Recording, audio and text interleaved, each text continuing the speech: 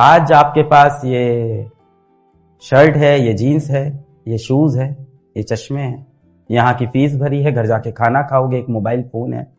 किसकी औकात थी खरीदने की? तुम्हारी? सुनते हैं ना कड़वा सच, सुनने में क्या जा रहा है, लड़ने में तो बहुत मजा आता है और ये कहने में बहुत मजा आता है पेरेंट का प्रेशर है। किसकी औकात थी तुम्हारी? किसकी थी?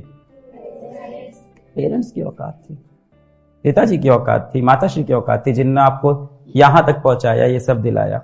आज आप इतने बड़े सपने देख पा रहे हो, भविष्य में भारत के लिए कुछ बड़ा करने का, अपने लिए कुछ बड़ा करने का, एक इंजीनियर बनने का, एक डॉक्टर बनने का, एक आईएएस बनने का, एक या पॉलिटिशियन बनने का। जो भी सपना आज आप देख पा रहे हो, ये किसकी वजह से? माता पिता की वजह से।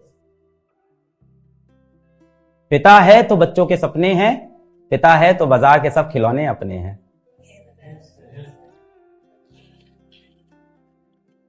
है गिल्ट है, मैं उस पर भी आता हूं। गिल्ट है आपको, यही लगता है ना कि क्यों नहीं कर पा रहा हूं, क्यों नहीं हो पा रहा है, इन्होंने सब कर दिया मेरे लिए। कई बार माता पिता से नोकझोंक भी हो जाती है, कड़े वचन भी निकल जाते हैं। कड़े वचन से रिश्ता तो नहीं टूटता, पर दिल जरूर टूटता है माता पिता का, और फिर रोते आप हो, रोते आप खुद हो। क्या मेरा आज झगड़ा नहीं होता माता पिता से? आज भी होता है। क्या मैं कड़े वचन नहीं बोलता हूं? आज भी बोल देता हूं। कड़ा वचन बोलने के बाद मुझे पता नहीं किसकी गलती है, ये मैं नहीं सोचता उस वक्त। मैं बस ये सोचता हूं कि जब तक वो रूखा हाथ मेरे सिर पे है, तब तक मेरा गुरूर जिंदा है, मेरी शान जिंदा है, और कयामत भी मेरा क्या बिगाड़ लेगी जब तक मेरा बाप जिंदा है। जी नहीं, छोटे से थे आप, है ना? छोटे से। आज आप सड़क क्रॉस करते हो, कैसे करते हो? ऐसे करते हो। छोटे से तो क्यों? क्योंकि ये उंगली किसी ने पकड़ रखी थी, है ना? और उसी में आप आइसक्रीम भी खाया। पापा पापा पापा उसी में आपको संभाल भी रहा है, बात भी कर रहा है। वो बाप जीवन की मजबूरियां भी समझ रहा है। ऑफिस में उसने उसके बाप को भी डांटा है, क्या पता आपकी माताश्री से उनकी लड़ाई भी हो रखी है, सारी कठिनाई सह रहा है, उसका जूता भी फटा हुआ है, उसके पैर में छाले पड़े हैं, पर वो रोड पे आपके सारे नखरे उठा रहा है। ये जीवन में कहां है? कहीं नहीं है, वहीं पे। अब बात आती है कि पेरेंट्स की आपसे एक्सपेक्टेशन क्यों है। अब इस पे आते हैं कि क्यों उनको आपसे एक्सपेक्टेशन है।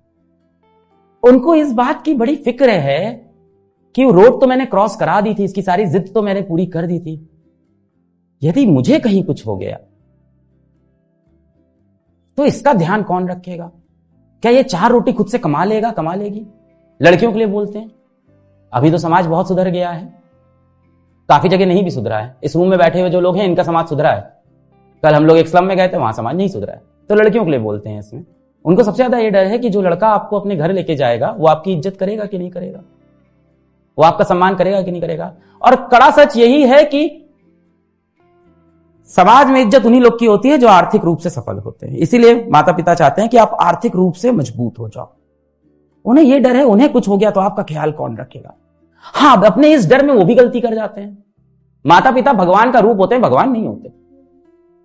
They also made mistakes. तो अगर वो आपके ऊपर प्रेशर डालते हैं, कभी आपको ताना दे देते हैं, आपको बुरा लगता है। बड़ा दर्द होता है जब आप मेहनत करो, आपके इरादे भी ठीक हो, पर कोई आपकी काबिलियत पे भरोसा ना करे, और वो भी वो व्यक्ति जो आपके सबसे निकट है।